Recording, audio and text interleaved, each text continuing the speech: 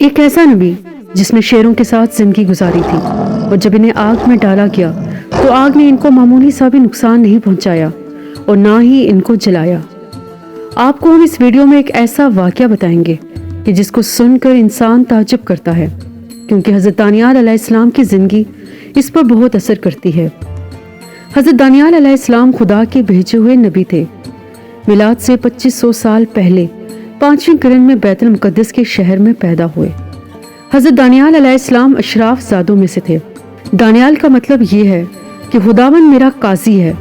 جب حضرت دانیال علیہ السلام پیدا ہوئے تب ان کے والد اور والدہ کی خوشی اور ذوق زیادہ مدت تک نہ رہی، کیونکہ اس زمانے میں ملک میں ایک عجیب حالات پیش آتے ہیں۔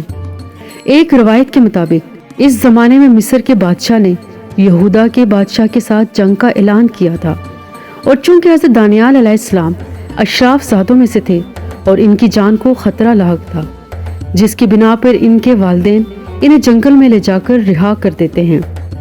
حضرت دانیال علیہ السلام جو صرف چند دن کے تھے، جنگل میں انہیں تنہا چھوڑ دیا جاتا ہے۔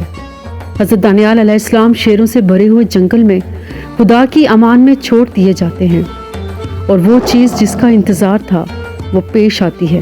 شیر بہت جلدی حضرت دانیال علیہ السلام کی موجودگی کا احساس کر لیتے ہیں اور ان کے اطراف میں جمع ہو جاتے ہیں، لیکن ایک عجیب اتفاق پیش آتا ہے۔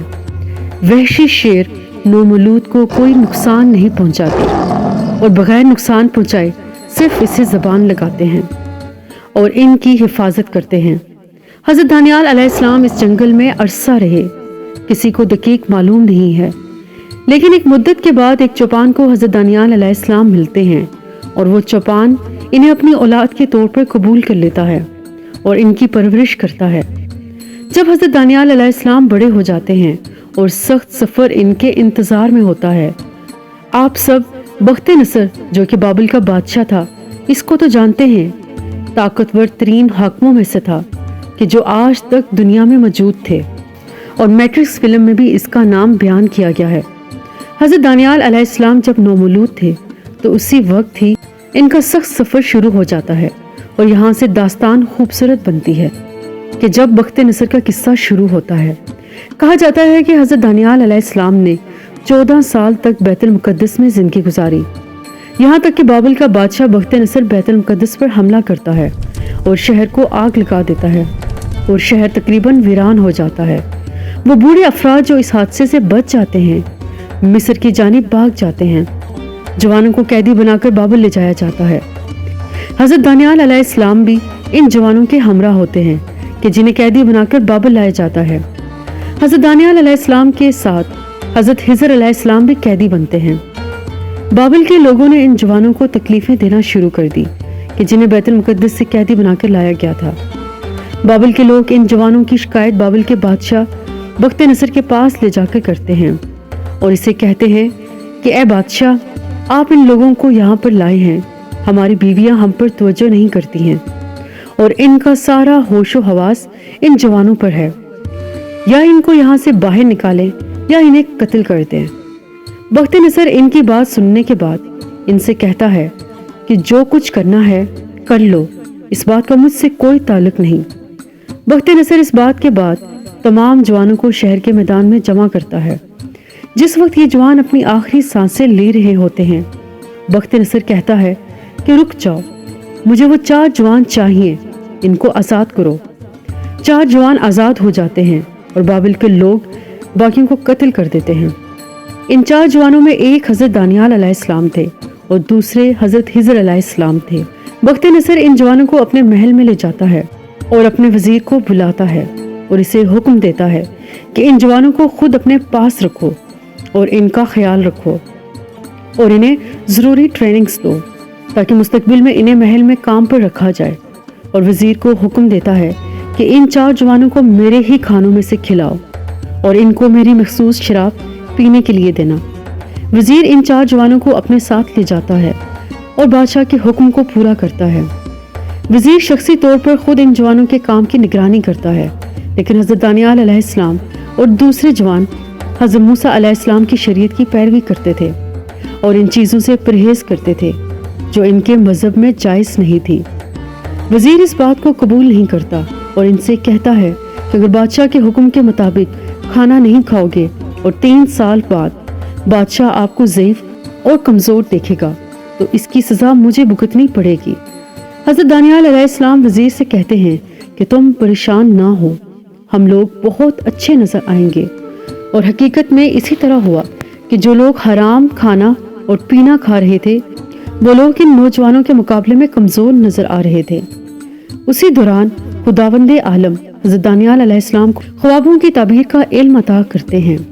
اس کے بعد جب 3 سال گزر جاتے ہیں تب ان جوانوں کو بادشاہ کے دربار میں حاضر کیا جاتا ہے۔ بادشاہ ان جوانوں سے مختلف کام کرواتا ہے۔ یہ جوان سالوں بخت نصر کی قیدی کے عنوان سے ان کی خدمت کرتے ہیں، لیکن بخت نصر کو اچھا نہیں لگتا تھا ان جوانوں کو قیدی کی نگاہ سے دیکھیں۔ بخت نصر حضرت دانیال علیہ السلام کو خود کا وزیر بناتا ہے اور اس دوران خدا حضرت دانیال علیہ السلام کو پیغمبری مابوس کرتا ہے۔ بابل کے لوگ حضرت دانیال علیہ السلام کی جاسوسی کرتے ہیں اور حضرت دانیال علیہ السلام کی رفتار و کردار کو دیکھ کر ان لوگوں سے برداشت نہ ہوا اور انہوں نے کوشش کی کہ حضرت دانیال علیہ السلام کو بدنام کریں اور بخت نصر کو حضرت دانیال علیہ السلام کی نسبت بدظن کریں۔ اور پھر وہ بخت نصر سے جا کر کہتے ہیں کہ اے بادشاہ، تو نے اس شخص کو خود کا وزیر بنایا ہے لیکن وہ پیغمبر کی رفتار کرتا ہے۔ اس کے علاوہ وہ شراب جو آپ پیتے ہیں وہ ہرگز نہیں پیتا۔